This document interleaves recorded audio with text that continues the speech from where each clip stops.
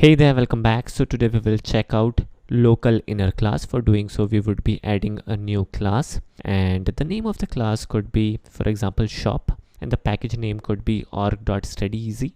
And this class will also contain the main method. Let us click on finish, and here we go. Moving forward, we would be also adding a yet another class, and the name of the class could be like door, and let's give the package name as org.studyeasy.shop, and let's click on finish. Alright, so now we have this class by the name of door, which is cool, and inside this class we will firstly have a method. The method would be a public method, and this will return boolean. The name of the method could be like is locked. This is a cool name. Alright, so inside this method we will proceed further and add in a new class, but let us get rid of the issue by adding the return false statement. Now inside this method is locked, we would be adding a new class. Now this class would be our inner local class, and inside this class we would be adding a method by the name of is locked. This would be a public method, and this will return boolean, and we will also accept a string entity by the name of key.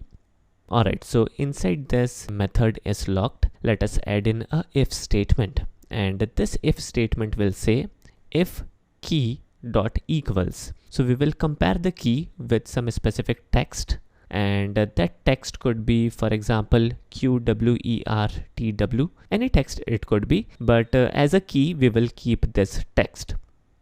If we accept a key as QWERTY, then we will say the door is unlocked, and we will return false. Alright, so we have returned false. If the is locked statement returns false, this means the door is locked. And in the else statement, let us return true. This means the key is incorrect and the value of lock is true and the door is locked. So this is cool. Now friends, from where we will receive this key? Definitely from outside world. So let us add in the key as a parameter of the outside is locked method. Then finally we will return whatever value we receive from the is locked method, which is the inner is locked method inside the class lock. So we will make use of new lock.isLocked method, and we will pass in the key which we receive from outside. Now friends, if we check this particular class, then we are receiving the value key from outside, and we are making use of this outside variable key and sending in the information to the inner method. And again, the variable name is key. Definitely we can like change the variable name to something else, but that is not required. The important thing is the class which is inside this method is abstract, and this is hidden from the outside world, which is very important.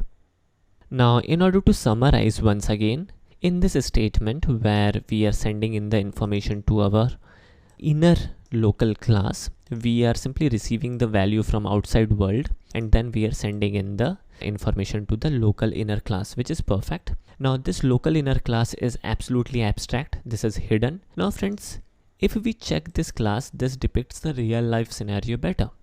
Why? Because lock is for door and lock is dependent on door. So the reason why Java supports these kind of nesting of classes is to depict the real life scenario better. Alright, so now let's navigate to shop.java file, and in here we would be creating an object of door type. And using the object, we would be like calling in the is locked method, and we need to pass in a key. The key could be like any string, or maybe let us pass in the string as test. That would be better. And this should return true because test is not a proper key, so the door should be locked, right? So let us print it using system.out.println, and the output is true, which is good. Let us change the key to the proper key, and the output should be false. Here we go. Now moving forward, we would be adding a if statement, and this if statement would be based on the value which is returned from isLocked method, and we will pass the key as a command line argument. Command line argument help us to like pass in the value from outside the application. So how we will do that? That is something which we will check. Now let us add in a system.out.println statement, and we will simply add in a very simple and sober message as shop is closed, visit later. Let us also add in a else statement, and inside the else statement we would be adding a yet another message, and the message could be like welcome, we are open. On that small arrow which is beside the run button, and in here we have this tab of argument, and we will pass in a simple text as test, and we will try to run this program, and the output is shop is closed, visit again. We will navigate to run configuration once again. We will update the argument as QWERTY, and we will try to run it again, and the output is welcome, we are open, which is fantastic, and the command line argument is also working properly. Alright, so let me again show you how we can like read the command line argument. So we will navigate to run configuration once again, and in argument we will add couple of more arguments. So the second argument would be test, and the third argument would be 23.